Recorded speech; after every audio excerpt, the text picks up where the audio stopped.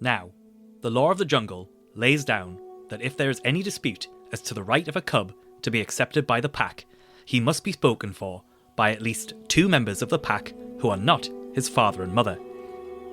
"Who speaks for the cub?" said Akela. "Among the free people, who speaks?" There was no answer, and Mother Wolf got ready for what she knew would be her last fight if things came to fighting. Then, the only other creature who is allowed at the pack council, Baloo, the sleepy brown bear, who teaches the wolf cubs the law of the jungle, old Baloo, who can come and go where he pleases because he eats only nuts and roots and honey, rose up upon his hind quarters and grunted. "The Mars cub." "The Mars cub?" he said. "I speak for the Mars cub. There is no harm in a Mars cub. I have no gift of words, but I speak the truth. Let him run with the pack and be entered with the others. I myself will teach him." There is a place in the remote northwoods of Minnesota, North America. It's located near the town of Orr, population approximately 300.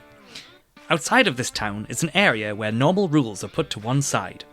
It's a place where humans and wildlife meet. It's a special place, wholly unique and not without its controversies. This is the Vince Schutte Wildlife Sanctuary, run by the American Bear Association, ABA for short. The ABA is dedicated to promoting a better understanding of black bears and all wildlife through education, observation, and experience. I'm your host, Philip Stubley, and welcome to the Bear Den.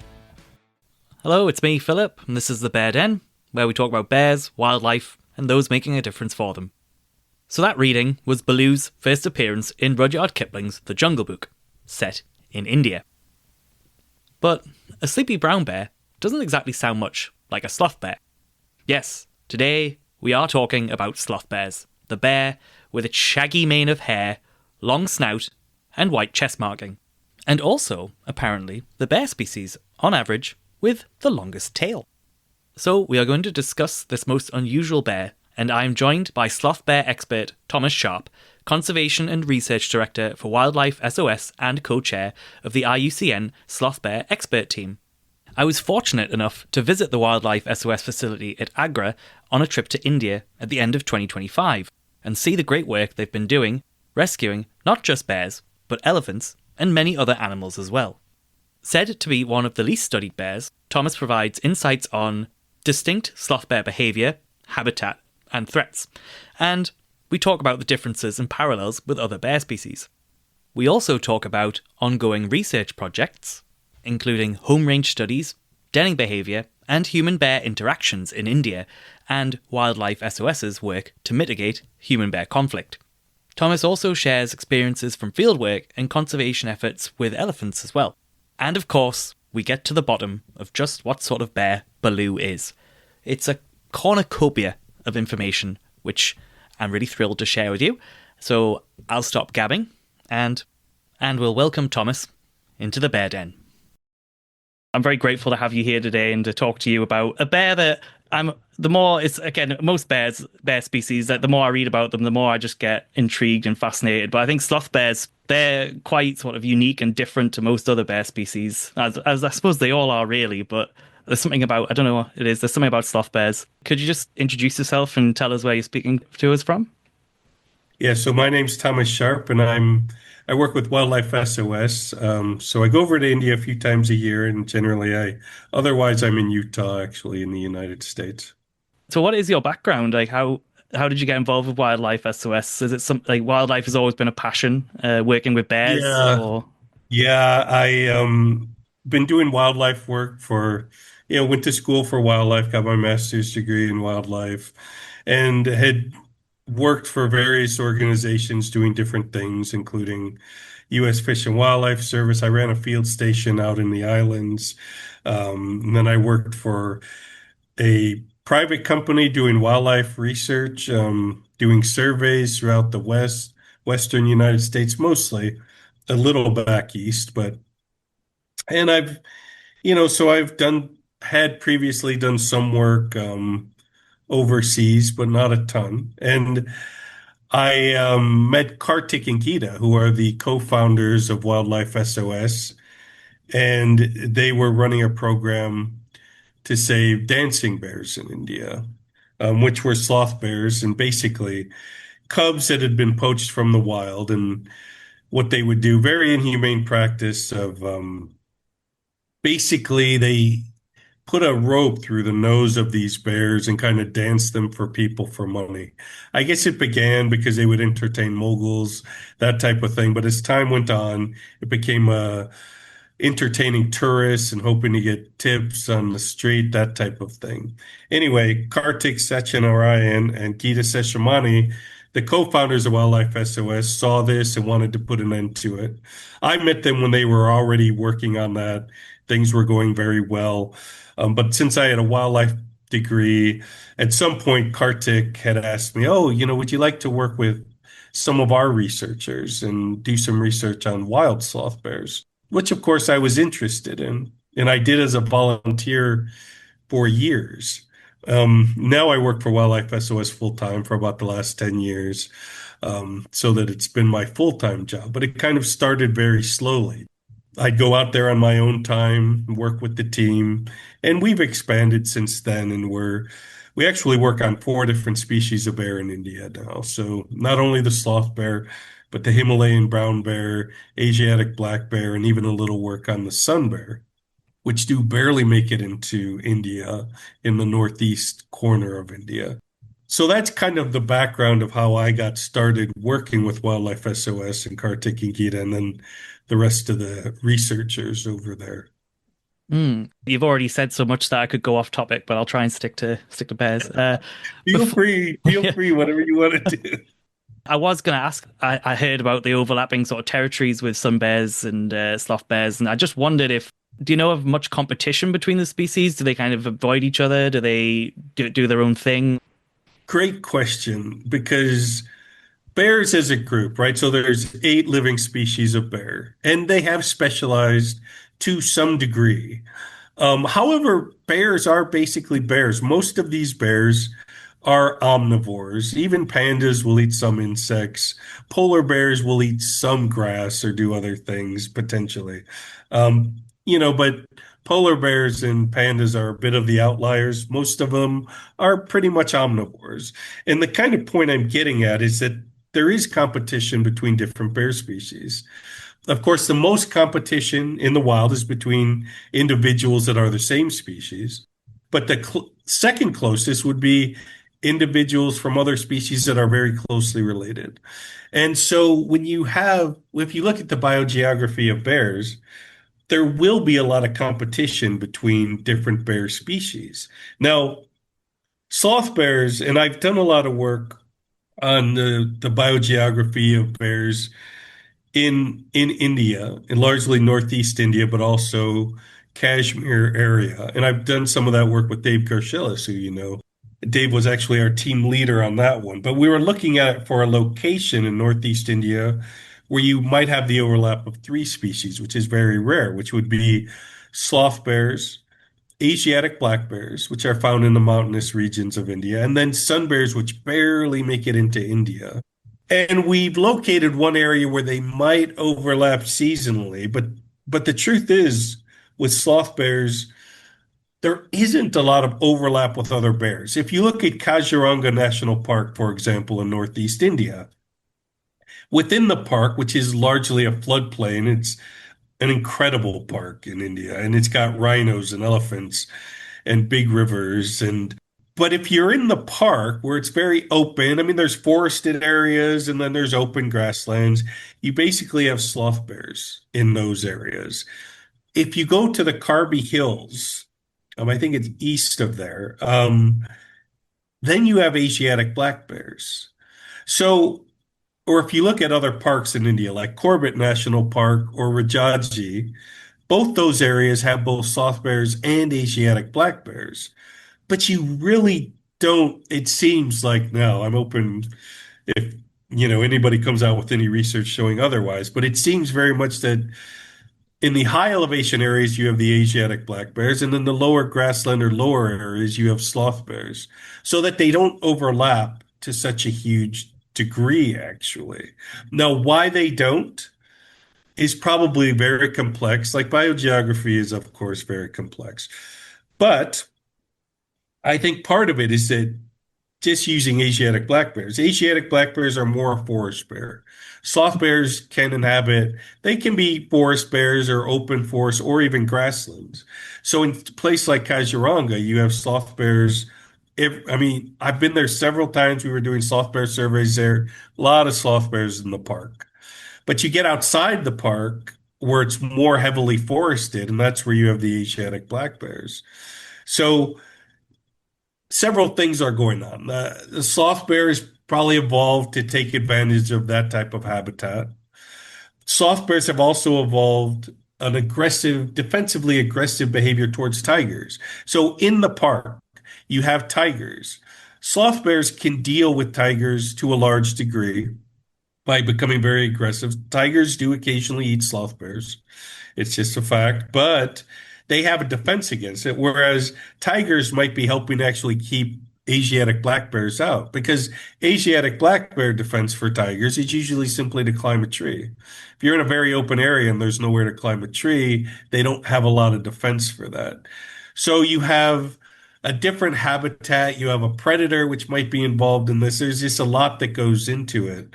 Um, and in terms of sun bears and Asiatic black bears, those two species overlap throughout a lot of Southeast Asia. And there is a lot of overlap in their habits, in their diets, and that type of thing. Rob Steinmetz, who's also a grad student of, well, he's not a grad student anymore, but back in the day of Dave Garcelis, um, he's done a lot of work on looking at, how these two species overlap. And I'm not an expert in it. I do know that it does seem like in certain areas you'll have many more Asiatic black bears than sun bears. Other areas it seems like there's more sun bears than Asiatic black bears. Why that is, I don't know. Rob would know better than I would, but yeah, there is a lot of competition between bears. And if you take this even further to say the United States and Canada, if you go to little offshore islands off the west coast, you usually only have one of the two species, right? So on the mainland, you have American black bears overlapping with grizzlies throughout big parts of their range. But if you go on smaller islands, you tend to get only one species or the other. And of course, the reason would be that there's enough competition between those two species and there's a small enough space that only one of the two is really going to make it. So on some islands, you only have brown bears. On other islands, you only have American black bears. And that's basically due to the competition between these two closely related species. I don't know if I just went a little too long there, but that's Oh no, no, it's fascinating. I mean, I was actually in my head making the connection when you were talking about how sloth bears are, open plains, so they go attack, while Asiatic black bears will climb a tree. That sounds very much like sort of grizzlies and black bears. very And much. and yeah, and it's weird. I know that obviously Asiatic black bears and sun bears overlap a lot, especially in places like Vietnam. But then, so they have very similar sort of diets and habitat. But then you've also got Asiatic black bears, are in Russia, right? And Yeah, well, that's no, right. so they can adapt to the cold as well. But where I can't see sun That's bears right. doing that as much. But I could be wrong. No, you're right. That's exactly right. And in fact, Asiatic black bears in some of their range, they actually hibernate. In other parts, they don't hibernate because, yeah, I mean, they're found everywhere from warm climates to very cold climates. So, yeah, and you're right about sun bears as well. They're the most tropical of all the species, very much further south. Indeed, yeah. Just going back to sloth bears. They got their name initially when they were first classified by science because it was believed they were related to sloths of South America, which, as we know, they're very unlike sloths. They're very Yeah, agile and, like, I'd say like quite aggressive or defensive. And yeah, they're pretty much found across India. It's Nepal, Bhutan, and there is a subspecies in Sri Lanka as well. that's Uh, right. and as I said, I think they're quite different to other bear species, and I kind of wanted to ask what their distinct characteristics are. Yeah, it's a great question. I once put together a talk for a group on kind of looking at very generally on sloth bear evolution or how this species would come to be. And certainly the big thing that happened with sloth bears is they became myrmecophagous. They basically became a specialist in eating termites and ants. If you look at India over the last 6 million years, roughly, there's evidence to suggest that the country has been drying out slowly. So sloth bears split off about 4 to 5 million years ago. It seems like every paper I see on this has it a little different, so we'll ballpark it. Say somewhere between 4 and 5 million years ago, sloth bears split off. They probably evolved from something like the Etruscan bear. And as there became less fruit available on the landscape, they needed other food sources to kind of fill in.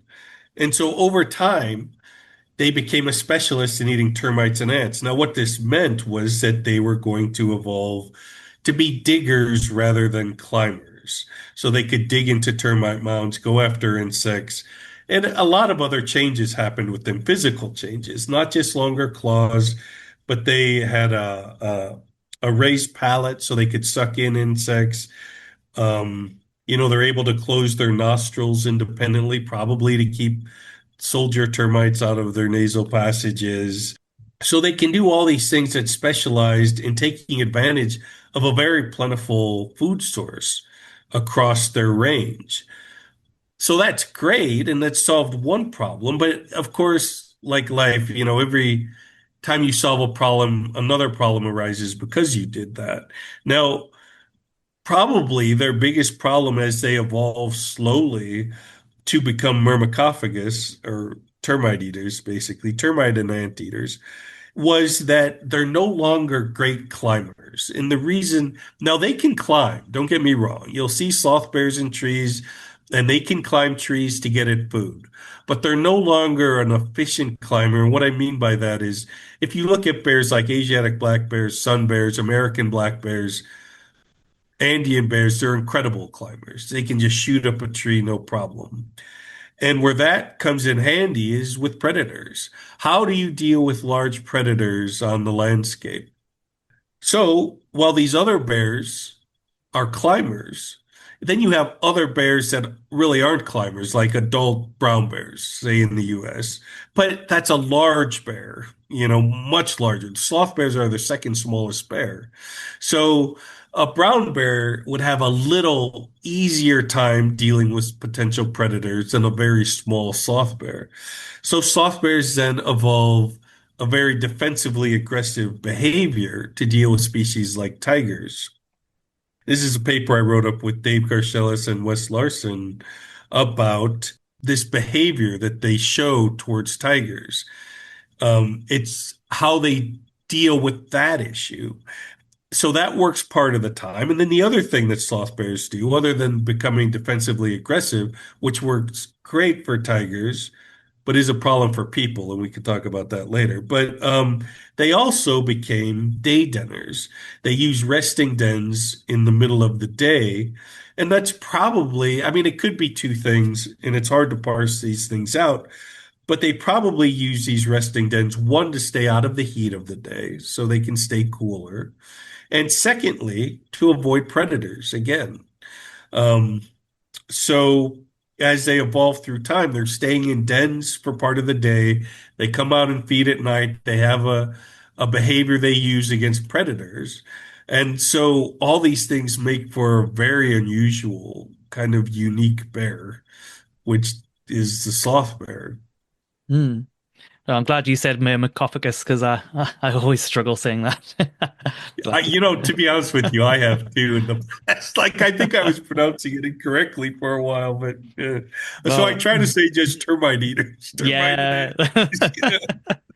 Um, oh, it's interesting you say about that. Well, obviously with the denning, because well, sloth bears they don't hibernate. I mean, the females use dens for giving birth and raising cubs, but because a bit like sun bears, the warm weather means they don't have to hibernate, right? Correct. Yep. Yeah, and I believe it was a paper I came across that you recently co-authored was all about a particular behavior that sloth bears have. It's where mothers carry their cubs on their backs. Yes. Yes. Yeah. And that's interesting as well because that's probably also related to predators. Both large predators and maybe smaller predators like leopards, say, which are very stealthy and could pick cubs off, but it's hard to take a cub off a mother's back in essence, Yeah, I right? wouldn't try. No, neither.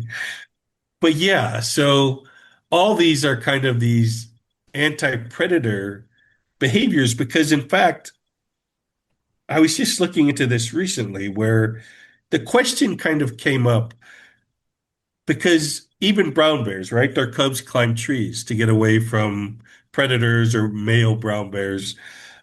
And so the question came up, why do sloth bear cubs actually climb onto their mother's back? Is it because they can't climb trees, or is it because for some reason they shouldn't be climbing trees to escape? So I talked to several people who had raised sloth bear cubs, including from Wildlife SOS, as well as some zoos in America, which had cubs. And the question was basically, at what age, if they're coming out of their dens after being in there between 2 and 3 months, let's say, could they climb a tree at that age? And the feedback that I'm getting is that they actually could, which is very interesting because then the question quickly becomes, so why don't they do that? And the answer, which we've been talking about recently, because actually we're doing a follow-up to our soft bear tiger paper, and this one is on soft bear and leopard interactions. Hmm. And it had been Lori and Sticker had said long ago that they don't climb trees because of leopards. And I always thought, I don't think that's really true. Leopards aren't important predators. But now that we're looking at the cubs, they might be important predators for the cubs. So in other words, it might be a mistake for a sloth bear cub, like if it's an American black bear and she sends her cubs up, well, American black bear send her cubs up a tree and she can either run off or climb the tree herself. Grizzlies will send their cubs up the tree.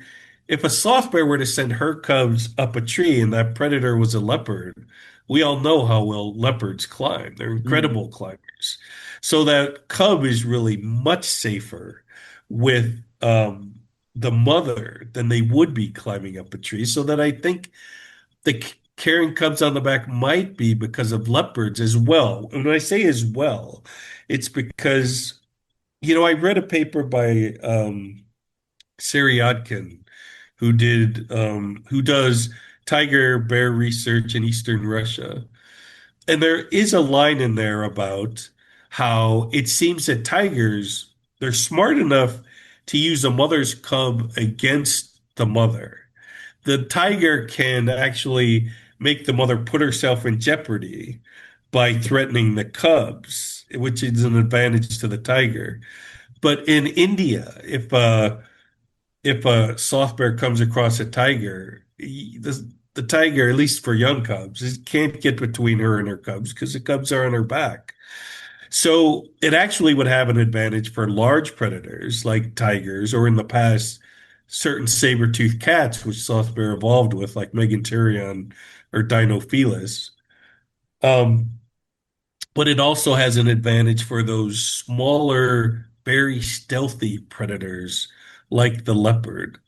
So I find that kind of thing fascinating, quite frankly. So, and I'm lucky enough to have a network of people who I can talk to because I was actually talking with Dave Garcelis and we were asking that question about can these cubs climb? And so it was just nice to be able to go, well, let's reach out to our colleagues who have actually raised them Well, and yeah, get some answers. yeah.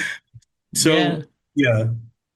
Yeah, it's funny. Like again, like just making me think of some bears. We would get a variety of cubs. Often cubs come in, and the story was mainly the same.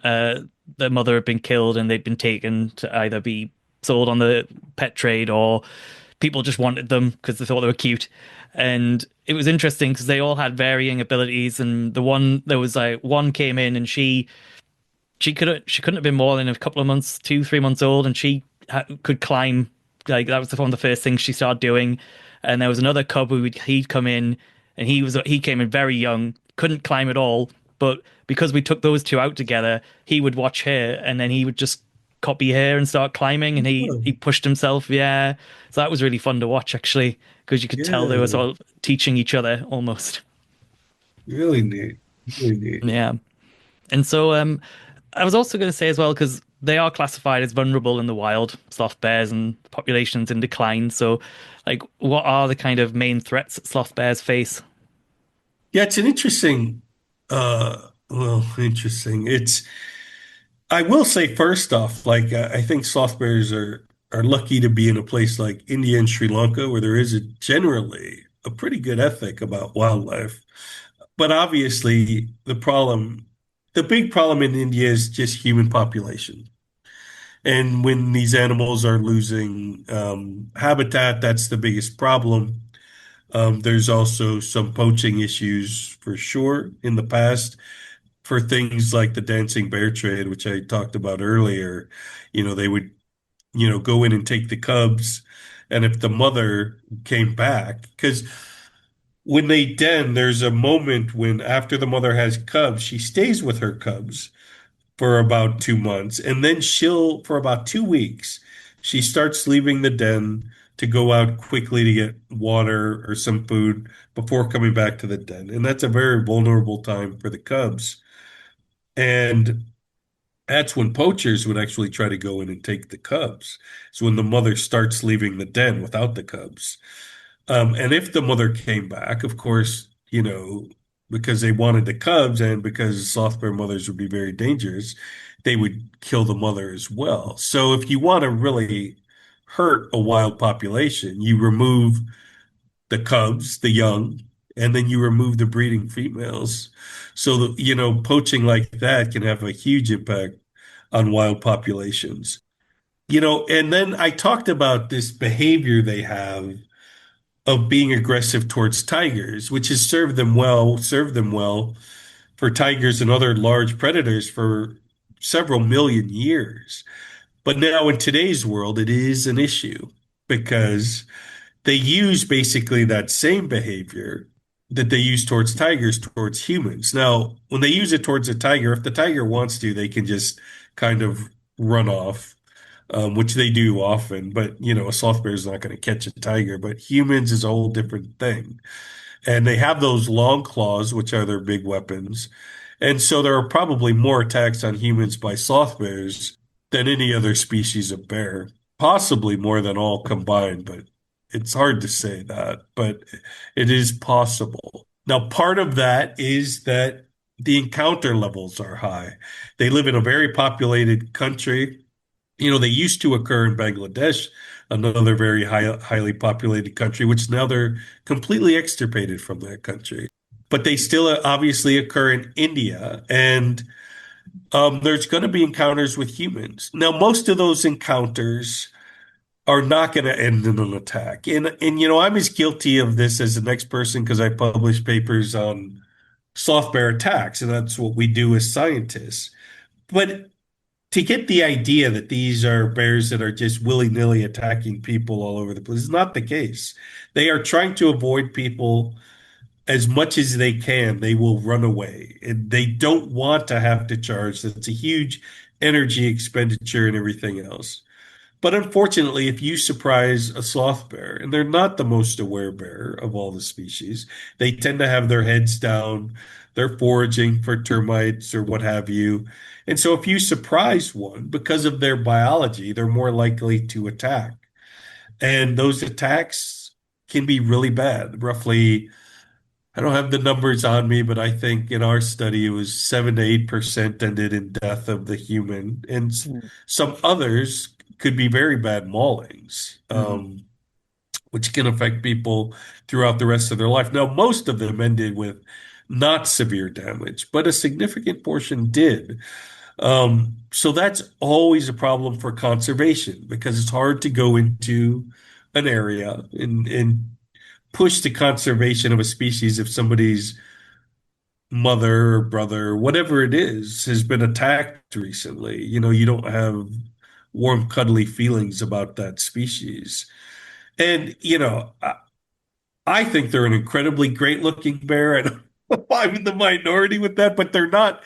My point here is they're not as charismatic as, say, a tiger. Anybody can look at a tiger and it's like, that is a beautiful animal. And I'm no different. Not everybody looks at a sloth bear and says, oh my God, that is a beautiful animal. I think they are. I think they're incredible looking, but they're not one that catches the headlines the way other, charismatic megafauna do, even like brown bears do, or tigers, or lions, or elephants, that type of thing. Hmm.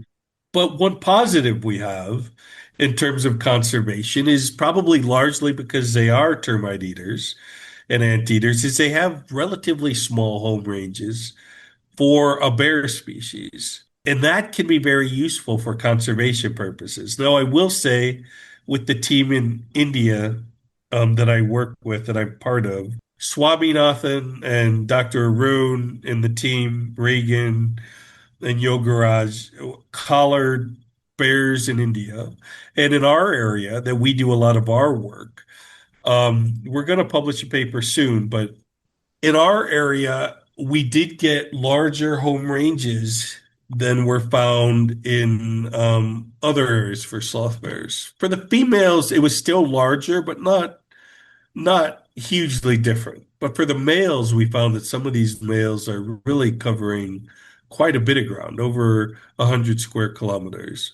Wow. And that could be unique to our area, or it could be that we're using a different technology. I mean, we're using GPS collars, and this is actually the first bigger study done with GPS collars for sloth bears, and with most bear species, when they started using GPS instead of VHF, they got bigger home ranges because the technology is just better, so you're A bit able more to get more accurate, yeah. points.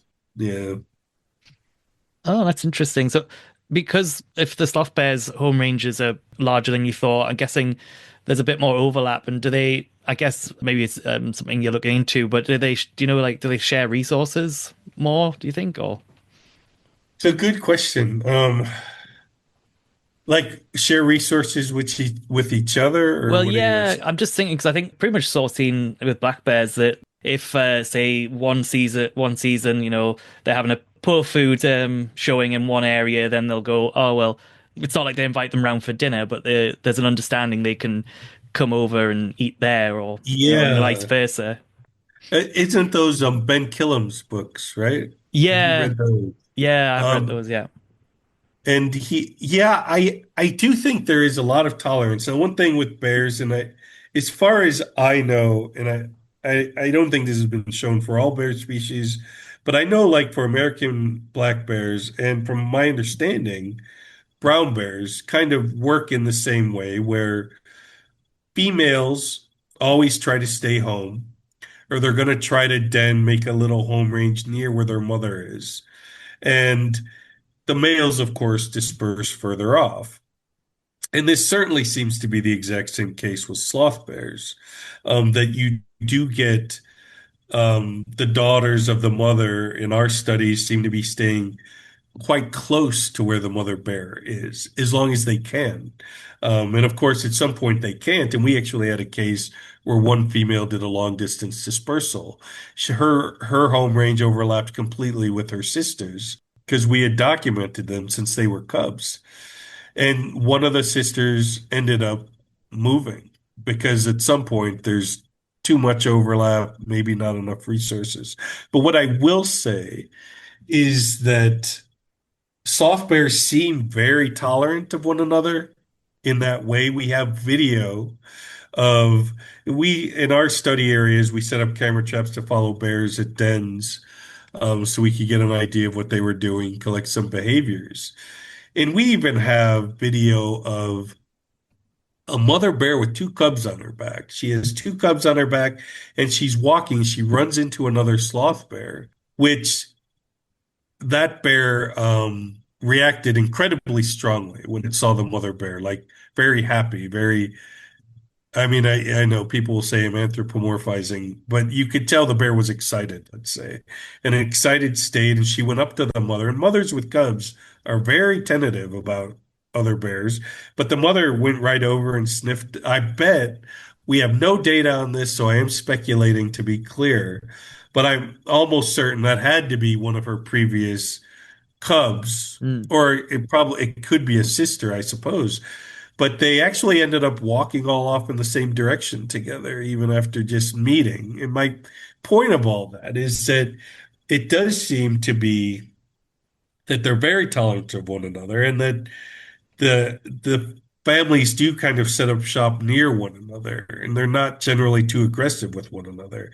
The males are a little different, but I still think they're quite tolerant of one another. But we certainly documented like interactions between a young male and a adult male over a den site that the young male was using, and they would get in their squabbles and fight a little, and then actually the younger male, which was there earlier, was able to several times kind of fight off the larger male, and because he was staying there. So I do think they are a tolerant bear. I think part of that is probably, again, me being a termite eater and having that type of food on the landscape might make it so they're not as they're still in competition, there's no question, but not they don't react as strongly, let's mm. say. Oh, interesting. I'm really intrigued as well. Do you happen to know how many species of termite or ants that the sloth bears actually eat? I don't. I have Oh, talked to some termite specialists before, and I've never been able to get a clear answer. And to be honest, when we've done diet studies, and I'm only speaking for our group, mm, we haven't gone through the specific species. So I don't, and we have been curious about that. Somebody will do it. I'm hoping yeah. somebody All will right. look at that. I'll make a note. All right. Next time I'm in India.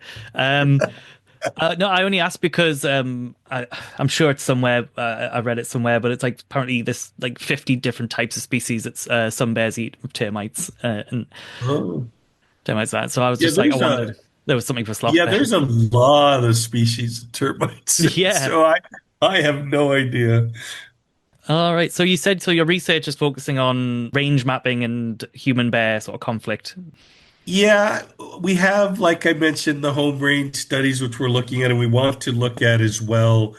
Mother, we've had three bears actually that were collared when they gave birth. And so we want to take a very close look at movement patterns and behavior pre and post giving birth to the cubs, how their movement changes, that type of thing. I'm looking at some behavioral stuff with leopards and sloth bears and how the two species interact.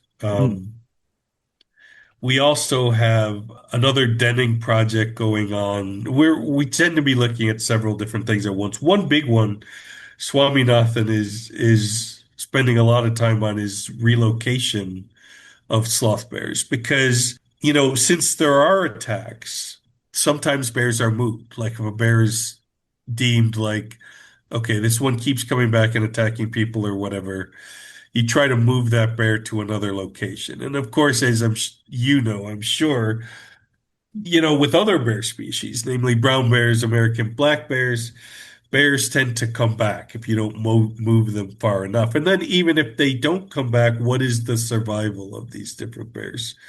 So bears have been moved in India for a long time, and the question is, nobody's looked too closely at, was it successful? Did they come back? And have they survived? Did they come back? How far do you have to move them so they don't come back? And so Swami has been spending a lot of time, Swami and Arun, on that question. And so trying to figure that out. So just so that we have some clue in terms of how far do you have to move them? Because I mean, it's not surprising. I don't think this is giving anything away, but we have had males just go back to where they were before. If it's 100 kilometers away, they'll just go back. mm, And so moving an animal much further than that, you have, of course, you need special permissions to move any bear, but the further away you move, you have to get more permissions and that type of thing. yeah, I'm imagining state lines and whatnot. as well as Exactly. different. Yeah, Exactly. it was interesting. I was going to ask if there were any parallels with like the conflicts you see with sloth bears and other bear species in the world, or any sort of trends, because if the behavior is quite similar or quite different. Um, in terms of attacks, or I guess in terms of attacks, but also I suppose in mitigating it as well. Can you apply the same sort of methodology to sloth bears that you can with other bears? Or to some degree, I think we have had areas where what we try to do in some cases is certainly in parts of their range, and this doesn't apply to all of their range at all, but there are limiting resources like water. Like some of these areas can be quite dry, especially during the summer, dry and hot. And if there is a location where there isn't water, well, needless to say, the bear is going to walk to a different location. So, in other words, we have had cases where we know we have sloth bears in a certain area, and at the driest part of the year, unless you build some water holes there, give them an opportunity for water, they're going to move. And what that means when I say they're going to move is they're going to come across people while they go from one area to the other to get water. And so there are cases where, we try to help create water holes or work with the forest department. Everything we do, we have to work very closely with the government, the local government, the forest departments, um, to try to mitigate those things. Now, sloth bears also do some crop raiding. They do like things like peanuts. They like to go in and take, they will take corn. I don't think it's been documented to such a high degree. And there's several other things which they definitely do feed on crops and orchards. We know that, if there's a fruit orchard that borders or even doesn't border too closely a natural area with sloth bears, like some of the bears, they know where that orchard is and you can see it. Like they'll beeline it over to there to get some fruit. Now, this is problem. It's a problem in terms of, well, obviously, if the bears are moving more towards people, there's a possibility of attack, but there's also the bears are at risk from anthropogenic risks, things like falling into open wells, which are a big problem in India. Obviously, getting hit by cars, which is a problem anywhere for bears, um, as well as getting in snares. Sometimes people will set up snares or use other tactics to, passive tactics to hunt. And usually they're not going after bears, right? They're going after boars or wild pigs. Hmm. Um, but they kill bears just as much as they kill these other animals. So yeah, we've actually been looking into, we published a few paper on anthropogenic risks in southern India to sloth bears, and I mean, it's a problem, clearly. Hmm. Yeah, but what you say, I mean, it just makes me think of sun bears in like Sumatra. We see a lot of issues with snares there as well. 'Cause it's the same thing, put them out for Yeah, boars, and then it's tigers and bears. They don't discriminate, unfortunately. exactly. Mm. So yeah, it's really interesting. I mean, it feels like there's so much we know, but yet so much there's still unravel. One of the sort of differences that struck me, I watched one of Wildlife SOS's videos about living with sloth bears, and one of the main differences to black bears is that you shouldn't fight back. It said you should drop down, cover your face, and it's kind of like the advice for it feels like for grizzly bears. And this kind of works. So like if you did come across a sloth bear, the best thing to do is to curl up in the fetal position. Well, if they charge. So the one nice thing, it's funny to say nice thing. The one consistent thing with sloth bears is like you're saying, they never attack predatorily. So American black bears and grizzly bears it is rare. It is the minority, the small amount of times, but those two species can attack predatorily. So, in other words, with a grizzly, if you get attacked by a grizzly, if it's a defensive attack, you want to curl up in a ball. But if it's a predatorial attack, that's the last thing you would want to do. So, there is an aspect of being able to read an animal's behavior. Like if a grizzly bear sees you from, say, half mile away, you're in an open area, and that bear sees you and it's slowly walking towards you and continues to walk towards you and it's kind of making a zigzagging pattern or that type of thing. That's not a good situation because that bear knows you're human and it's still moving towards you. It can be a big problem. In those cases, if that bear eventually does run up on you, it might not be great to curl up. But most attacks are defensive. So you curl up because all the bear is trying to do is it's trying to get rid of a threat. And then it'll go off and do its own thing. What's nice with sloth bears is we don't have any predatorial attacks documented. So they are all defensive attacks. And we know this because even their diet, right? This is not a bear that eats red meat. Now, they have been documenting occasionally they will scavenge, or, if they're rooting around for insects, they might eat a few mice or small rodents. We've even had weird cases where they've killed a young deer or something, but that's really an opportunistic thing. They're not really hunting for them. I'm not saying it can't happen, but basically these bears don't eat red meat. We have no predatorial attacks by a sloth bear. And we know from their biology that, like with tigers, if you see them react with a tiger, once they get that tiger on its heels, they will chase them off, but then they go the other direction. They don't want to catch that tiger. What are they going to do with the tiger? They are simply trying to scare them off. So, since we know that all sloth bear attacks are defensive, yeah, if I'm walking through the woods and I turn around and hear a huff and that bear comes charging at me, I would turn my back and fall to the ground and cover your face, just like you would a grizzly bear. Because, like most bears, they go after the face. I've heard different reasons for why they go after the head. But I think it probably has to do with the eyes. I know people have said it's the teeth that can be used as weapons as well, but I think it's a vulnerable space for any mammal, any living thing, or not any living thing, but things with eyes that's very vulnerable, and they go towards the head. So you want to cover up and protect your face and everything else. And then if the sloth bear is not surrounded, because I was once shown by a grad student who was studying sloth bears, she actually showed me an attack, which I knew of before, but where the guy was kind of trying to cuddle up and the bear kept going after him. And she couldn't understand why. But of course, what was going on was that bear was completely surrounded by people. It had Mm. nowhere to run to. And so it just kept attacking this guy, killed him, and the bear was killed. But if they had just not surrounded the bear, it would have run off.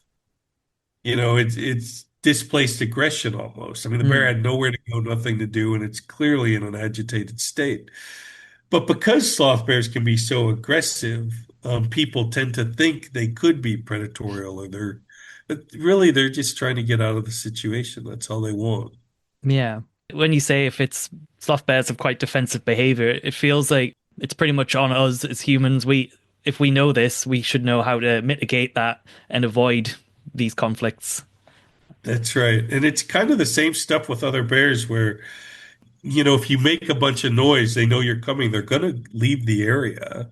I will say it appeared, and I did give a talk at a conference once, a bear conflicts conference, and so there were a lot of people there who were basically people who work with brown bears and American black bears all the time.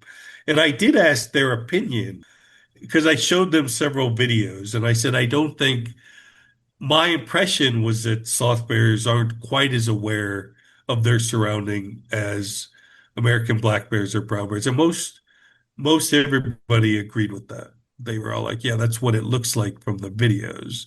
Sloth bears just don't seem, they'll deal with an issue being a tiger, or a large predator or unfortunately a human only when they're very close. Otherwise, they're engaged in what they're doing.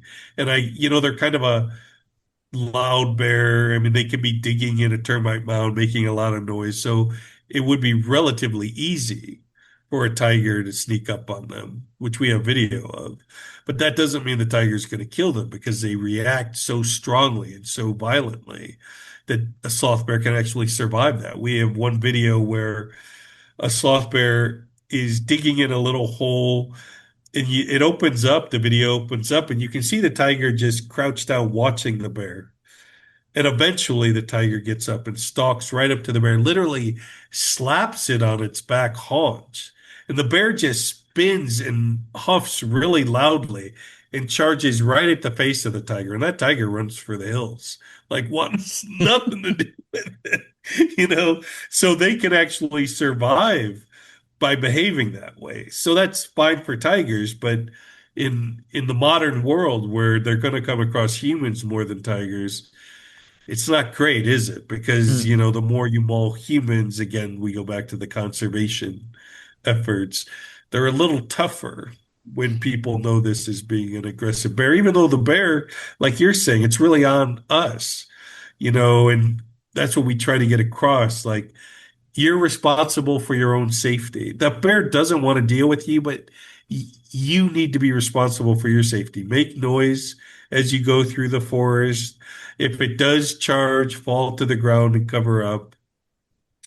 And I've even had sloth bear people who'd worked for sloth bears with sloth bears for a long time saying they'd have a hard time falling to the ground because I think the natural instinct is to fight back. But if you fight back, how is a sloth bear, and again, we know this for a fact from video, how is a sloth bear going to react when a tiger does not run but stays there and fights? Well, the sloth bear is going to fight. It's just obvious. It's why you don't fight back with a grizzly bear. Are you going to win a fight with a large grizzly bear? It's not going to happen. So, I mean, it's the same thing with a sloth bear. They're much smaller than grizzlies. They've got really long claws, and you're just, it's just not, even if you survive it, chances are your wounds would be so much worse if you fight back. That doesn't mean that the bear might not take one swipe at you or take one bite at your back. It might happen. I mean, I hate to say it, but if it takes one swipe or one bite and runs off, you still survive the encounter. Mm. Is it similar with sloth bears? I mean, because they've got such a specialized diet, do you see the kind of issues where there's food attractants and they enter sort of villages? Does that happen as well? Well, it does, but not to the extent. So, soft bears, roughly half their diet is going to be termites and ants. The other half is largely made up of fruit and that type of thing. Honey, there are the odds and ends, things like that, but a lot of fruit. Now, I was recently in India and I had heard these stories about Mount Abu. And in Mount Abu, they say, oh, sloth bears, they, they're in these dumps, these human dumps. And I thought, that's odd. We really don't see that. I never thought that would be a problem. And I went to Rajasthan with Utkarsh, who's a biologist, a sloth bear biologist, great biologist, and someone he's working with, Nishith Daria, who's also a sloth bear biologist. And they took me and a couple other people up to Mount Abu. And I got to tell you, I was not excited to go because I was like, I don't like seeing dump bears to begin with. But it really opened my eyes. Like they took me out at night and to this dump that was up there, and we had like 10 soft bears just roaming around eating the garbage. And I mean, for people who just work on brown bears and black American black bears, of course that's normal. I never thought I would really see that with sloth bears. But in Mount Abu, that's definitely happening. And in fact, the hotel we stayed at, where we had dinner, and I took a photo of it. When we got back the next day, the night we were out looking at them in the dump, they had a bear break into the house. Right where we ate dinner, there's a bear print. just so it broke into the kitchen there. And I got to tell you, after all my years of working with sloth bears, I never thought I would see this. And I don't know, and since then I've heard a few more stories of being there, occurring in other areas. My feeling, and this is more a gut feeling, I shouldn't say it, is that overall we don't have that same trash issue with sloth bears that we do for brown bears, American black bears, even polar bears. But clearly it is an issue in certain areas at least. Now, is it getting worse now, so it's going to spread and be everywhere? I don't know. I'd be very careful in speculating because I never thought I would see what I saw there. And, just having that many sloth bears behaving in that fashion where they really seem food conditioned for human food. Wow, that is fascinating. And I suppose, like, all bears seem to just love an easy meal, don't they? It's Yeah, they do. They really yeah. do. It's like so you were saying you were just in India, so I suppose the way you conduct your research is a mixture of sort of desktop and field based. Yeah, what did you have any sort of other memorable experiences or in the field you could share or surprising, interesting results? I mean, that one you've just said, I'm really intrigued by as well.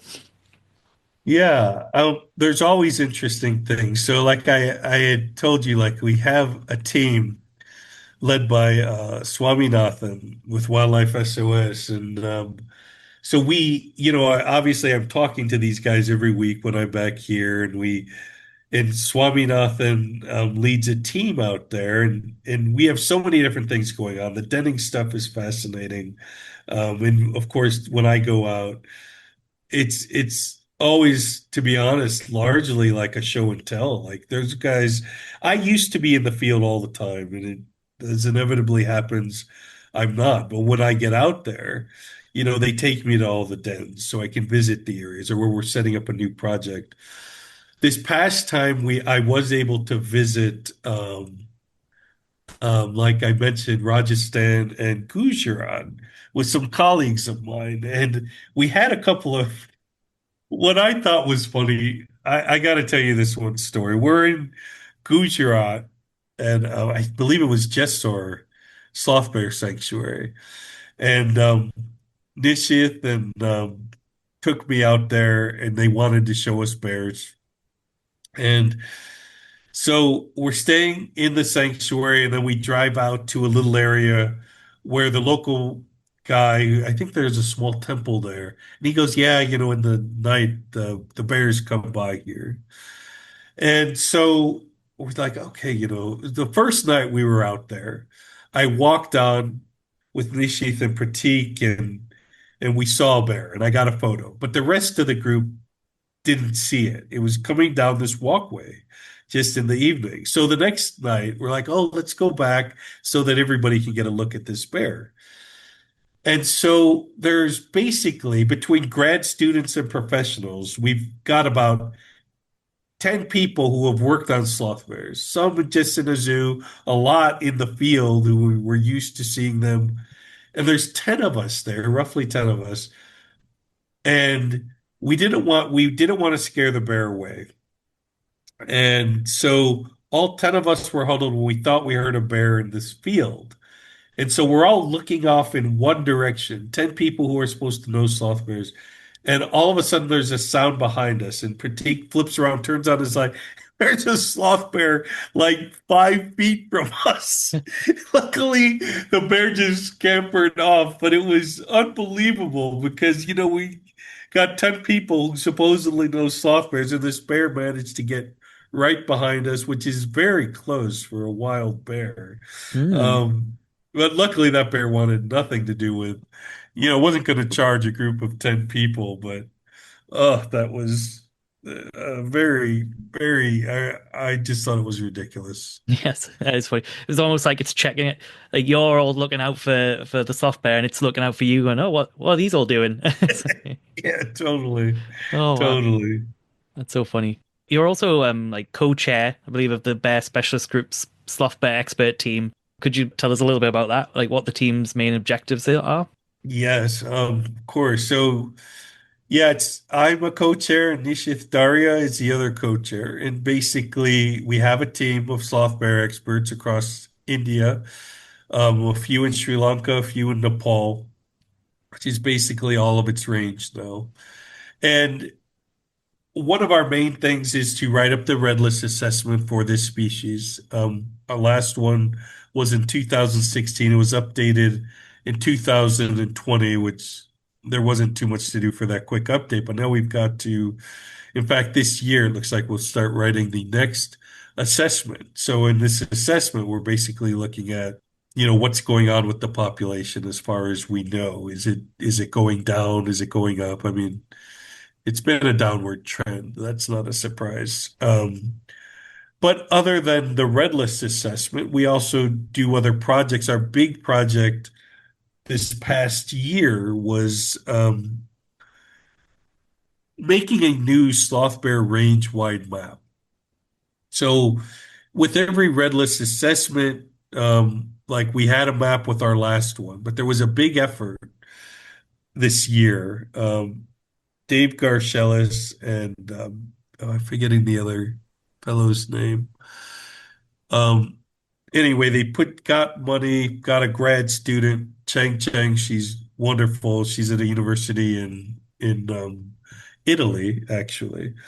And the idea is to get a really detailed map on where we have these bears. And it's one way to actually be able to document, are we losing them or are we gaining them? It's hard to quantify what the population is. Everybody wants to say, how many bears are there in India? Well, it's very difficult to say. Um, and if you only look at that, it would be very hard to say what's going on with the population. By understanding the current range of this bear, at least we can know we have bears, in 2026, we had bears in specific areas, and you can at least track that. So if you no longer have bears in an area that we documented occurrence of bears, then very factually, you could point to something and say, there used to be bears here, there aren't anymore. Or, on the other side, if, we never had bears in this area, now we've got bears over here, so something is going well. Collecting that data for the last year, it's really been going on longer than a year.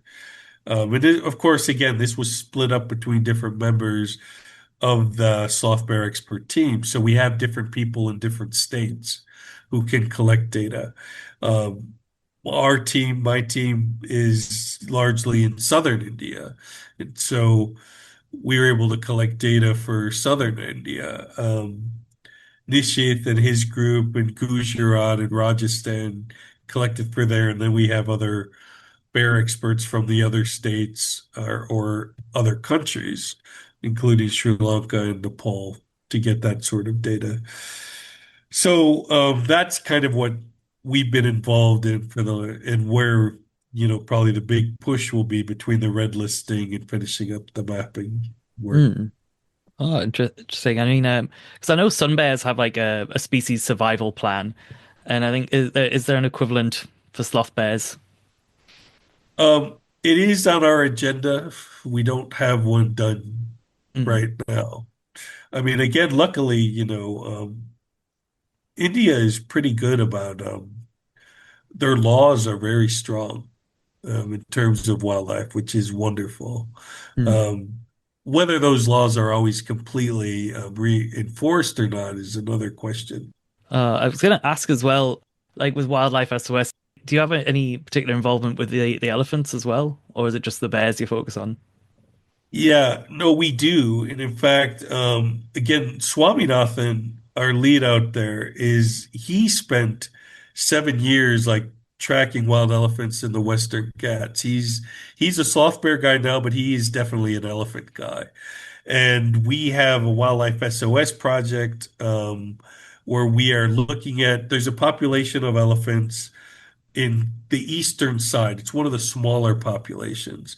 So you have your big populations in the northeast. These are wild elephants in the Mm. northeast and in southern India, where we do a lot of sloth bear work. And then you have a couple of smaller populations, one in eastern area, which is Chhattisgarh, Orissa, West Bengal. And then there's elephants in the north, which is also a smaller population. So we're in one of the smaller elephant populated areas.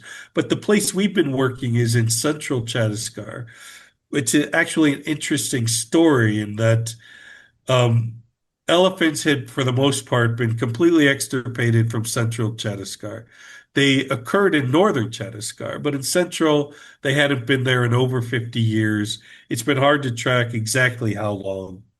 It could be 75 years or more, but certainly a generation of people went by without really seeing elephants. Now, occasionally, you might get a migratory elephant moving through, but elephants started showing up and not leaving central Chattisgarh more recently, in like the last 20 years, less than 20 years, and just not leaving. And it actually, as most people know who work in these parts of the world, elephants can be incredibly dangerous. People who don't, who only have seen them in zoos, you think of tigers as dangerous, elephants as not dangerous. Most people fear elephants more.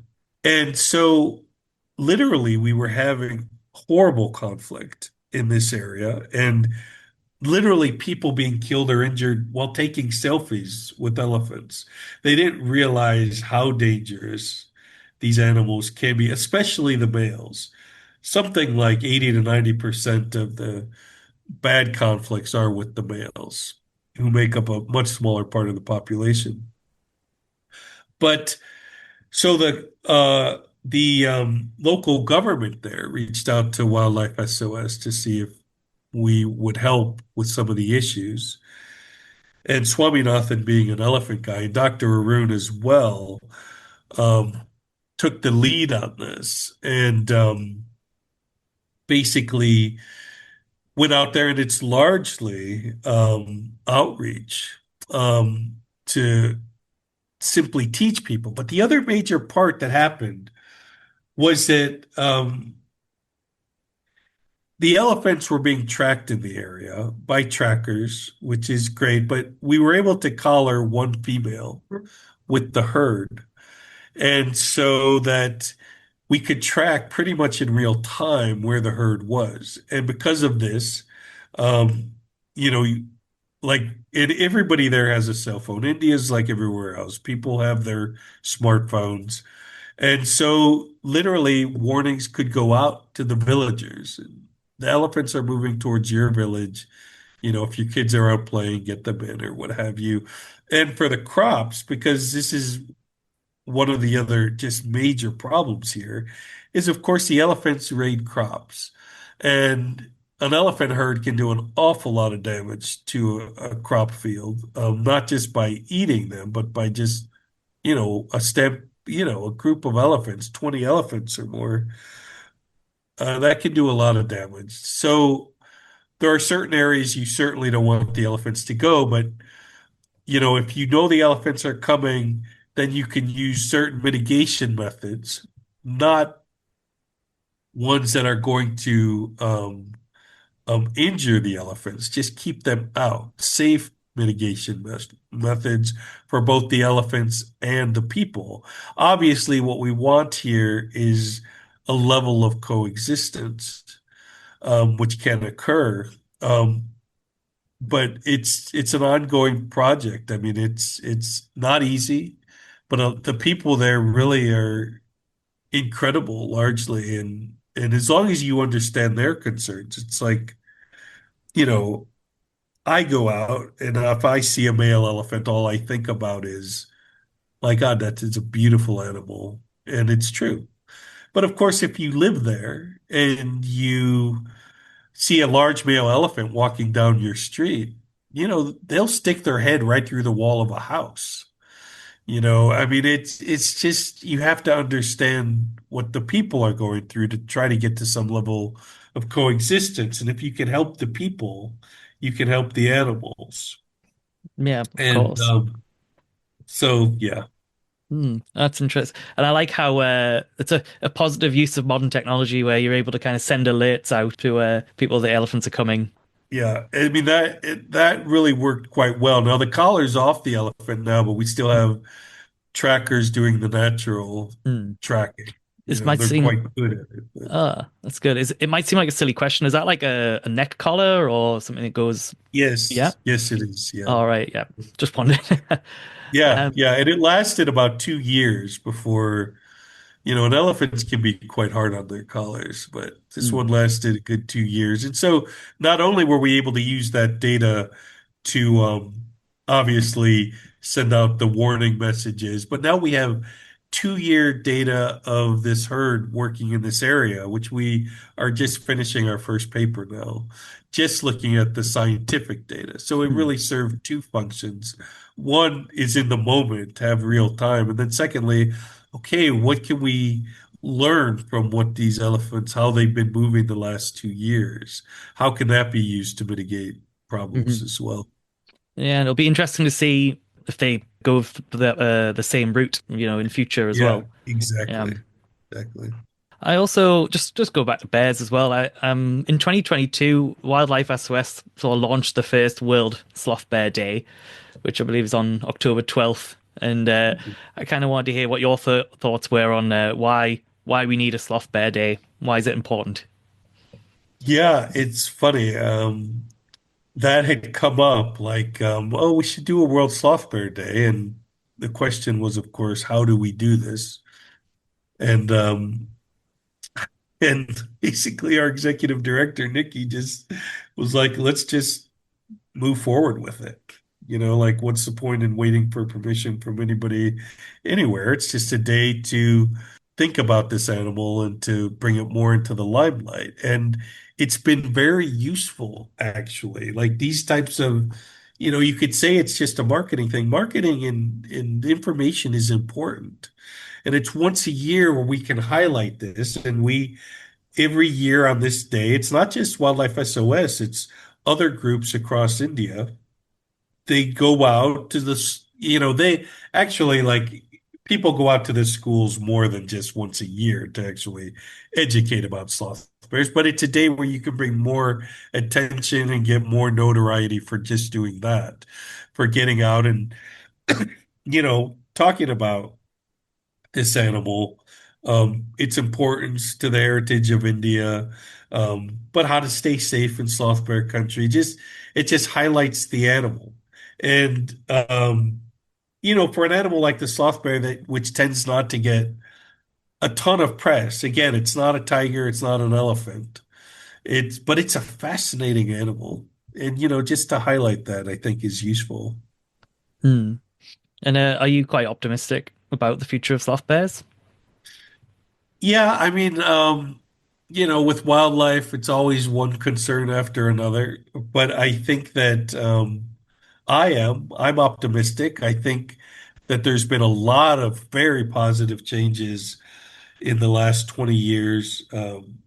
Wildlife SOS ending the dancing bear trade, although that almost popped up again. But everyone's keeping an eye on that to make sure it doesn't come back.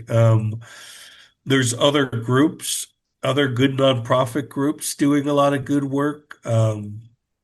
You know, recently, Dave had an article on the least studied bears in the world, and basically it was three species: sloth bear, sun bear, and the Andean bear. And I always thought that was funny because I don't place sloth bears with Andean bear or sun bears because of the fact that if you want to study sloth bears, we know where to find them. You know, sun bears, and you probably know this from your time, they're tough to find, like to study. And I've talked with a lot of sun bear biologists, and they don't have nearly the amount of data. I know an Andean bear um, specialist, ecologist, Russ Van Horn, and we compare denning data we get, and he has a hard time getting data for Andean bear denning. I'm like, well, we know where the sloth bears are denning, at least in my area.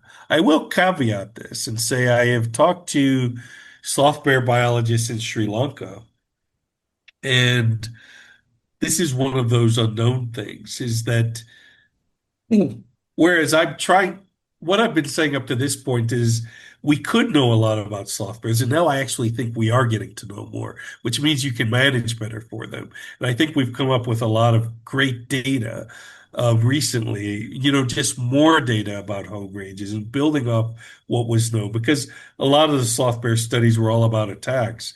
And there's only so much you can learn from an animal just by studying its attacks. We need to know the ecology, but it's there to be studied.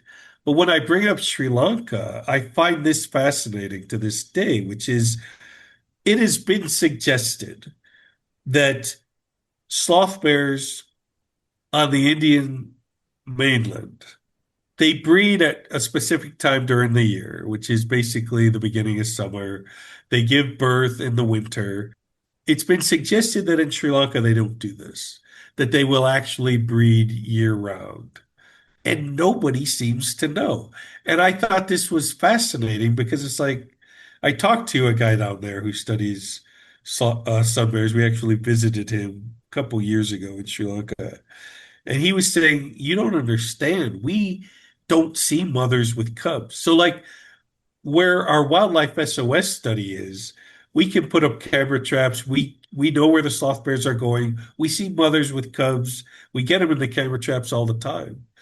Out there, because I just thought, well, this is simple. Just, send me all the photos you have of sloth bears with cubs on Sri Lanka in a dated photo, and we can estimate the age and start to get an idea if they all, if they seem to be breeding year round or not. And Chandima was telling me, no, we don't see them with cubs, hardly ever. And he's in the midst of collecting all the data they do have of sloth bears with cubs, just in an effort to start to get an idea of if they really are breeding year round. Now, the idea comes from the only bear which does not seem to be breeding at a specific time of the year is your species, the sun bear. They seem to breed year round. They're the most tropical of all the bears. So there is an argument to say, well, the Sri Lankan sloth bear is the most tropical of all the sloth. They're found further south than any other bear. They've been isolated on Sri Lanka for how long we don't know, but at least 10,000 years or thereabouts, let's say. But it could be that subspecies has really been developing, different, I don't know what you would say, but they probably crossed over the land bridge in the Pleistocene. So we could have something different going on in Sri Lanka. It is Hmm. possible. They're the most tropical ones. Do they breed year round? Now, most soft bear people I talk to don't believe it. They think they're still probably breeding at a specific time during the year. And I got to be honest, if I had to guess, that's the way I lead as well. But that doesn't mean that is the case, and we don't know yet. So there are like very simple issues like that we still don't know about this bear. And certainly the Sri Lankan subspecies is much less known than, the one on the mainland, which is still one of the least studied bears in the world. It's still one of the three least studied bears in the world. So, Hmm. Oh wow, it's so interesting. I'm like wow. The thing about sloth bears are just well, I find them really interesting, but partly it's because of the fact that they seem kind of slightly unknowable in a way. They've got like an yeah, aloofness to them. Um, they definitely do. yeah. Oh, it's really interesting. I had just a couple more questions. I'm just checking you don't have to get away or anything. No, I'm good. I'm You get, good. oh, great, thank you. I suppose I kind of it was just a general one about if you had any sort of advice for anyone listening that might want to be getting into wildlife work, if it's research or conservation, or if they're budding researchers. Well, um, of course, I don't know if I actually do, but Yeah, um, that's fair. I mean, yeah, you I don't have find to. it. No, I mean, I find it incredibly rewarding career. Obviously, job market is not huge. That's No, the you've got one thing to. I always worry No, don't about. worry. I know that. But you know the old saying about if you do something you love, you don't really work. And certainly, like it is funny because I do kind of feel that way. Like if you're passionate about wildlife, first of all, to get involved in conservation, there's so many ways to get involved, and there's more citizen science out there and everything else. And you can work with nonprofits, you can volunteer for nonprofits, um, you can start up your own nonprofit even. But there's tons of ways to get involved in conservation and even research. Professionally, I think it is a rewarding career. I think it's and and I wouldn't be dissuaded by the fact that it's not a huge job market or anything like that.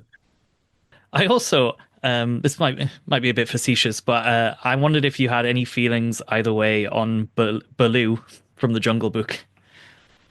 Yeah, that's a great question because it's kind of funny. I know people who are very negative on Baloo, the way the characters kind of played out in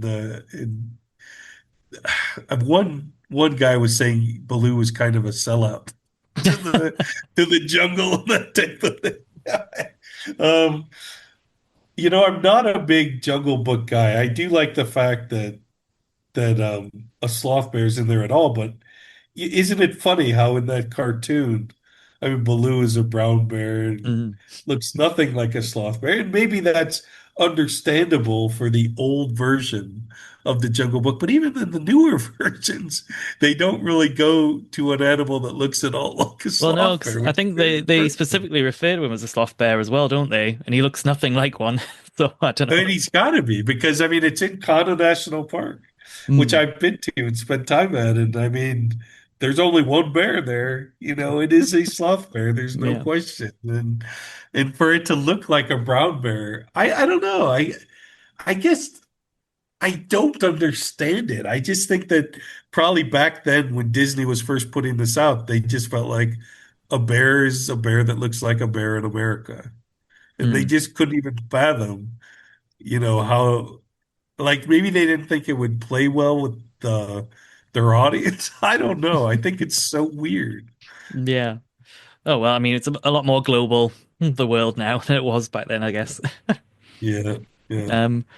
Oh, that's great. And when are you next planning to get to India? You got something already I planned, or don't know.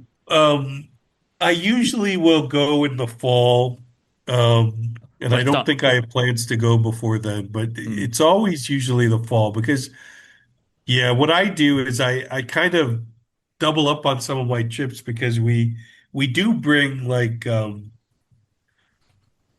so we have, as you know, soft bear sanctuaries. These are bears which can't be returned to the wild. And so they're in captivity. They're in captivity because they were either danced as dancing bears and they have a lot of health issues, or they were brought in because of human bear conflicts and they can't be released. So that's the first thing for people to know. The only reason we have bears in captivity is because they can't be in the wild. And because we have them, we also have a program. It's an exchange program with bear keepers in the United States and in zoos.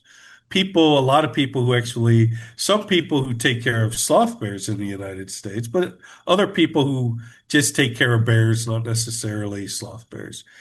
And they come out to India, and it's an exchange with our keepers. I'm not a keeper, and but I tend to go out to help facilitate some of that stuff going on, and then I go into the field with my team as well. So I tend to do both at the same time when I can, put those types of trips together. But I bring up that trip because it has been very useful because um, the American zookeepers learn a lot about specifically sloth bears because we've had more sloth bears. We have more now than probably most of these people have ever seen in their lives, you know. And so we have all this background information. We have vets who specialize in sloth bears, which can talk to their vets. So that, you know, it's very useful for the Americans. And then the Americans are also able to help teach certain techniques to our staff that they don't know. So it's very much an exchange of knowledge type of thing, which I think has been useful for everybody. And it's also helped me get to know a lot of the keepers, which I'm not a zoo person per se, but I've learned a lot. Like I was telling you earlier during this call, I've learned a lot from people who are or have, even when I have questions about, you know, young cubs in captivity, because there's certain stuff in the wild it's hard to tell. You know, you can watch sloth bear cubs in the wild, but I can't tell how good of climbers they are if they're just on their mom's back. But we can ask somebody who's raising them in a zoo, it's very different. Are they physically able to do this? And they can tell me, oh, yes or no, or, you know, this is what we see. So it's been interesting. But Yeah. yeah, there's always stuff going on. Yeah, and yeah, I managed to get to visit the agro facility, and I was very impressed by the level of care and the lovely big enclosures. And there were a couple of individual bears. There was one called Elvis. I Oh, yeah, he Elvis. he actually, because I was with Shivam, who I think he said he had helped hand raise him when he came in as a really young cub. And we were just looking at him, and he was like, "Oh, he's really friendly." And then he bluff charged right at the fence at me. But I didn't mind that because it meant that because he went, you know, on his back legs and went up, and it gave me a really good view of his chest and everything. But I was like, "Oh, sorry, I'll leave you be then. I don't want to bother you." That's great what you just described because they do this with tigers where they first will stand and then Mm, they'll charge. And I think it might be to show how big they are, an intimidating mm, factor, as well as obviously it gives them a better view. You yeah. know, they stand up just like brown bears do. But I think, like you see in the wild with tigers, like when the bear stands up right away, the tiger kind of is like, whoa, you know, what's this type of reaction to a bear just standing? But I'm kind of glad you got to see one of their charges. Did it huff at you? Did Elvis huff at you, or Oh, did it oh, make it? oh yeah, he did it. He gave me a full It's show. intimidating, isn't Yeah. it? Intimidating. Mm. I think sloth bears are like the badger of the bear world. Well, the honey That's badger. how I think of them. Yeah. Well, yeah, it's funny because I mean, sun bears are known as the honey bear, you know, colloquially. So, but I guess sloth bears they like honey, but they're more honey badger than sun bears, I'd say. Yeah, and you know, Melursus, I've seen sloth bears under the genus Melursus or Ursus, but usually Mm. it's Melursus. In Latin, that is honey bear.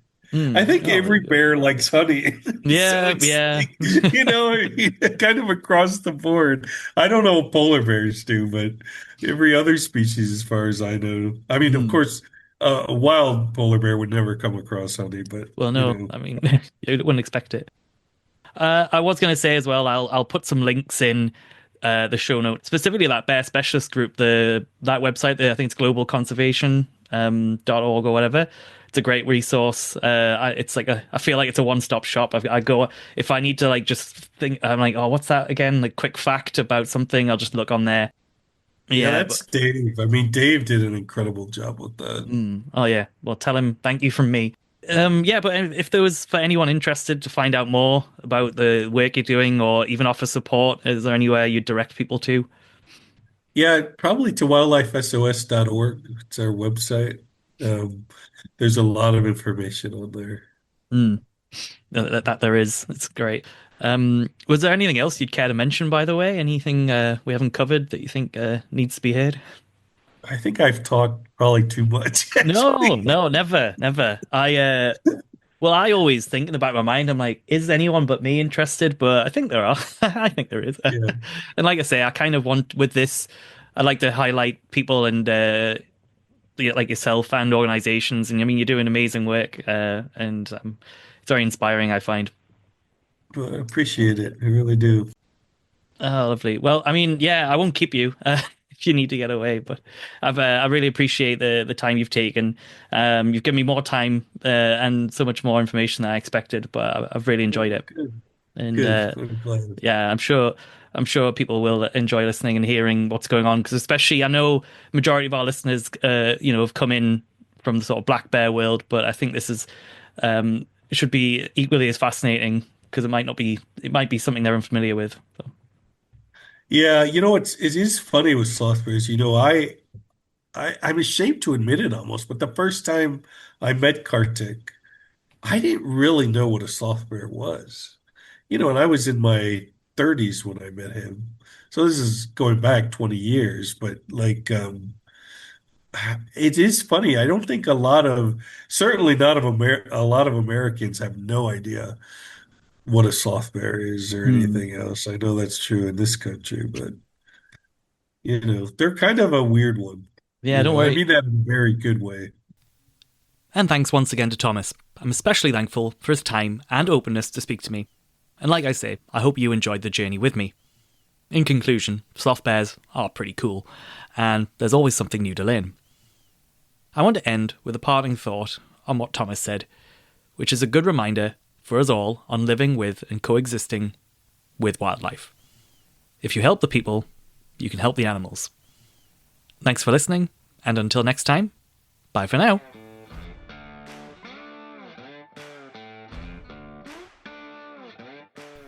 The Bear Den, the American Bear Association podcast, was written and presented by me, Philip Stubley.